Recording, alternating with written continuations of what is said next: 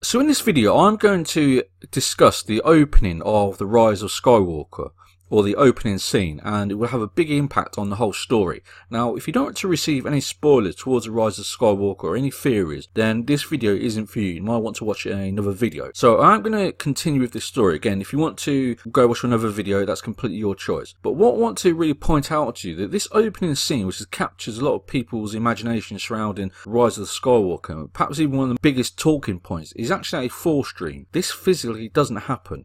This is Rey having a Force dream, and the reason is that if you look at this logically, at the end of The Last Jedi, Luke Skywalker has passed away, he's died on an island on his own. So Rey and perhaps Chewbacca and perhaps some of the other characters will return to this planet in the Millennium Falcon, and they will confirm that Luke Skywalker has passed away, and they might retrieve some of his belongings, and they will do that on the request of Princess Leia. So Princess Leia will ask them to go and confirm that Luke Skywalker has passed away. But whilst Rey is there, she enters a dream, and the dream is created by Luke Skywalker, and Luke Skywalker is communicating with her. And the reason is that, as we saw when Rey was originally on planet Actu, she was learning basic lightsaber skills under the guidance of Luke Skywalker. Yet in this dream, it's far more advanced. She has this far more skill. She's able to leap over the TIE fighter, and it looks like she's going to destroy the TIE fighter and then have a fight with Kylo Ren and defeat Kylo Ren. Yet it's all based on a dream. It doesn't physically happen. But the whole purpose is to build Rey's confidence. That is the whole key point. Because here, in the original trailer, she was very scared of using a lightsaber. When she originally switched on the lightsaber, she seemed very scared and very timid, and I had to build up her confidence. But then again, this point here is Rey building her confidence. Even though it's a dream, it's Luke Skywalker giving her guidance and building her confidence. Now, when Rey is on the planet Actu, she also goes into the catacombs. Now, what happens here is that she actually unlocks the access to Palpatine, or she does something, she has some sort of dream or some sort of mistake where she brings back Palpatine, and that allows Palpatine to return to the stories in quite a logical and meaningful way, because many people are claiming, why now has only Palpatine returned to this storyline? The only logical way is that Rey unlocks Palpatine, and that's because Luke Skywalker isn't alive on the planet to give her guidance. So Rey makes a mistake, or she has a dream, she enters into like the dark side of the Jedi Force and unlocks Palpatine's Force Ghost. So when she's on the planet, she also meets Palpatine. Even just as a Force Ghost, she unlocks Palpatine. And then Rey returns to Princess Leia and confirms that Luke Skywalker has died, and this tear is based on Luke Skywalker, her regret and her dread at Luke Skywalker passing away. But she's also very fearful because she's unlocked a villain who is much stronger, much more powerful than Kylo Ren. Because as we saw in The Last Jedi, Kylo Ren was actually quite weak, because Kylo Ren killed Snoke, but then Rey and Kylo Ren battled against the Praetorian Guard. But actually, Kylo Ren needed Rey to save his life. Rey threw the lightsaber towards Kylo Ren, and Kylo Ren used it to kill the last guard and to save his life.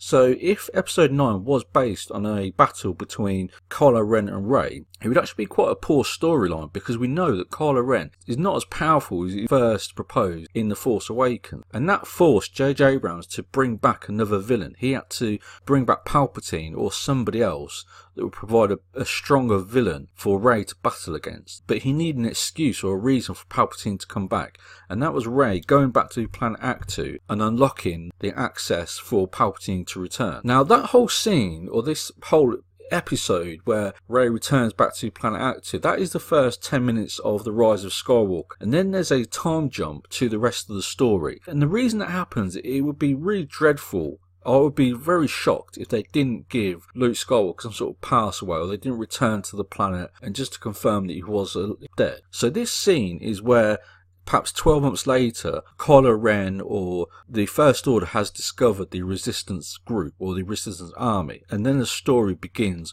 where Rey has to re-battle against Palpatine and also Kylo Ren. So Kylo Ren has now become the secondary villain that she has to battle against. Now finally, this scene is obviously a destroyed Death Star. that's crash landed on a planet. And Rey is given guidance to where this is by Maz Kanata, and that's because Maz Kanata retrieved Luke Skywalker's lightsaber from this crashed piece of Death Star. So Maz Kanata, we know, is in episode 9, or features in episode 9, and she tells Rey that she has to go back to this piece of Death Star and perform some final task and to end the process of killing Palpatine. So the theory I want to really discuss with you and really explain using logic is this whole scene is completely a dream, and dreams or force dreams or visions have been used in all the 3 Star Wars movies, and that means like a continuation, because the producers, the writers, even though they have different writers and different directors for the different 3 movies, the producers will want to have some sort of continuation, same themes, the same concepts used in each movie. So in episode 9 there will be more visions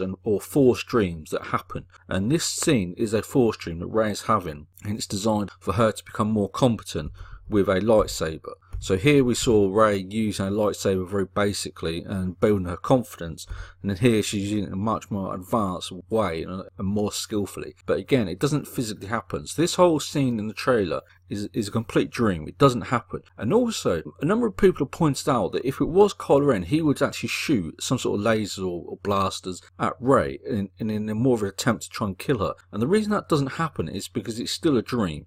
It's a dream where Rey is learning or building her confidence of using a lightsaber. So that's the theory I want to discuss with you. If you completely disagree, or if you have your own thoughts, leave them in the comments below, and also like and subscribe. But I just want to expose this part because it will have a big impact, because what it's based on Rey unlocks Palpatine. Rey allows Palpatine to return, and Palpatine becomes the bigger villain over Kylo Ren. Although Kylo Ren is very important, the actual story of episode 9 is Rey versus Palpatine. So again, leave your comments below and also like and subscribe.